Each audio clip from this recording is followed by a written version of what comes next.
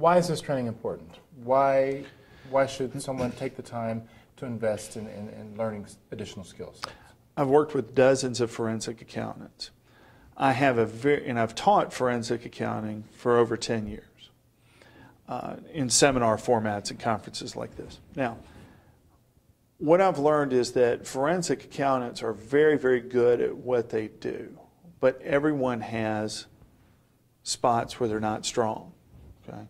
So if you're a very experienced forensic accountant, you can come in here to the Forensic Accounting Academy and start filling in slots, whether it be standards and practices, whether it be presentation skills in terms of writing a report and what is a lawyer going to look at, and also dealing with what the lawyers do wrong and helping to prevent a misunderstanding before it happens. So really what we're talking about is how to not make mistakes. Mm-hmm. Mistakes that I've made as a lawyer, mistakes that students have made in the past, and how do you avoid them? How do you manage the relationship between the lawyer and the forensic accountant to make sure you make less mistakes? And so whether or not you're just starting out your career, or you're thinking about making a change, you get a tax or an audit practice or some other type of practice, you think about adding forensic accounting to that mix, we'll take you light years down the road in that process during this 5-day course. So what surprises you when you're in class and you've got a group of 10 or so individuals? What are one of the things that you're most surprised about that they aren't more aware of? Well, whether they're experienced or inexperienced, a lot of times people don't see the big picture. That understanding that a lawyer brings a certain advocacy perspective and that their job is to win the case for their client, period. And the role of independence is so important for the expert. Even if a client has paid money to the expert, that testimony has to be independent no matter what the lawyer says, no matter what the client says. And so what we do is try to give the students tools to understand their role and how to strengthen that role through standards, practices, and ethical considerations, and give them the tools and the things to say to the lawyer and the client to help them in those difficult situations when a client or a lawyer may want an expert to go a little farther than they feel comfortable. Ethics. Why ethics? Well, it's part of our profession. I'm a CPA. Most of the expert witnesses here are CPAs. The AICPA has promulgated ethics that most states have adopted. And so it's very helpful to understand those ethics and to be able to explain those ethics and the practice standards in a courtroom setting or in a deposition setting to help advocate for that expert's opinion.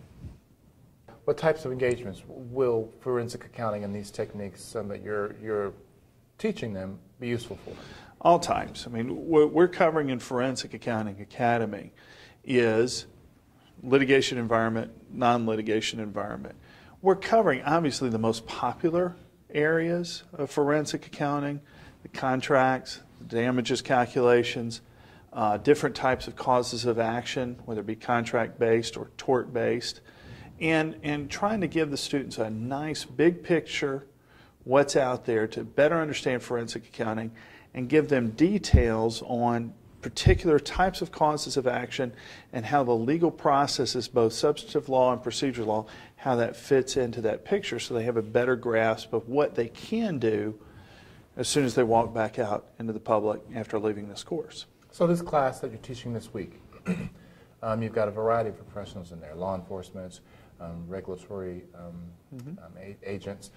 How does that experience in each of the different classes benefit those individuals and the way this course is being taught? Well, the course is obviously very interactive because each instructor is tailoring the course to the needs of individual students.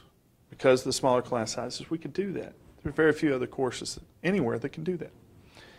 Also, what we try to do is bring out the experience from individual students to benefit other students, obviously.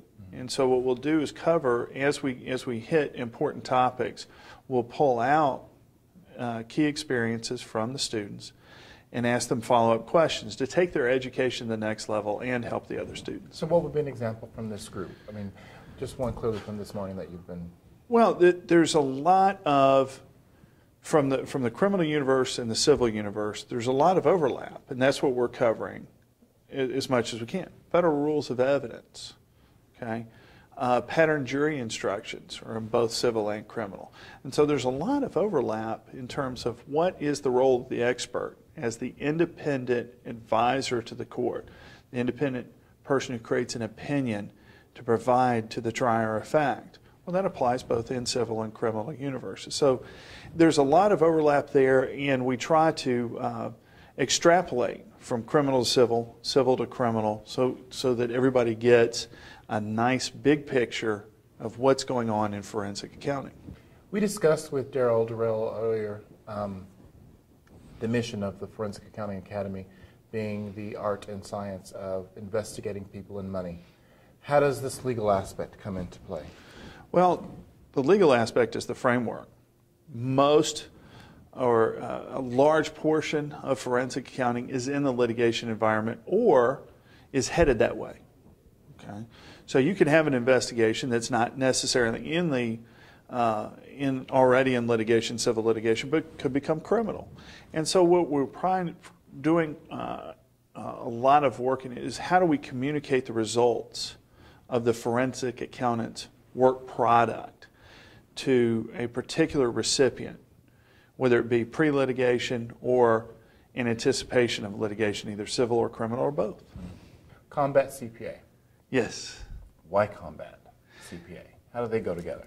Well, Darrell Durrell came up with the idea, but I love it, and that is one of the things we have to teach people, whether they like it or not, this is an adversarial process. If it's litigation, it's one party versus another party. If it's criminal defense, it's state versus an individual, government versus an individual in a criminal offense. The courtroom is about conflict.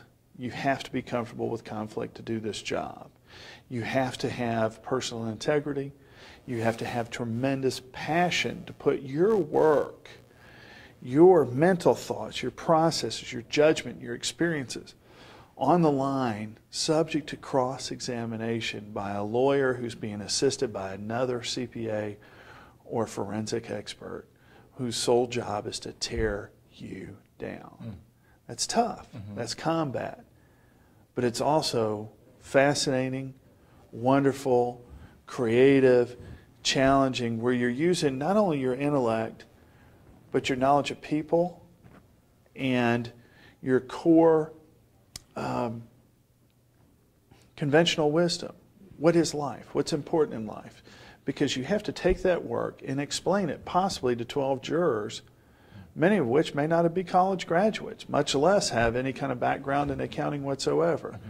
So in order to do that, you've got to have a tremendous amount of passion and willingness to put it on the line in that type of a format. And I don't know of many professions that have that kind of excitement or just beauty in it, to be able to take your soul, show it to others, and be judged. Wow, that's pretty. And so you empower, not just through this day's training, but you're also involved in some of our other litigation consultants training programs. The Institute of Business Appraisers, Business Valuator Accredited for Litigation, the BVAL credential. Yes. Talk to us about that. Well, it's a fabulous course. One of the things I love about the NACVA and IBA is that they take you through this process in different ways and different times. Forensic Accounting Academy is really about pre-report work and writing a report. And the BVAL course and Expert Witness Boot Camp, what they do is take you really from that report all the way through trial. What are you writing? Why are you writing it? How do you defend your work in deposition? How do you understand the standards? What are lawyers going to be thinking about as they prepare to take your deposition? Taking you step by step through that process. And so really by attending the different courses, you get different instructors' perspectives, but you're looking at the same problem, same set of issues from different vantage points of the process. And by working through the different courses, you can really advance your career tremendously, as opposed to just going out there and doing it and learning mistakes on your own. Right.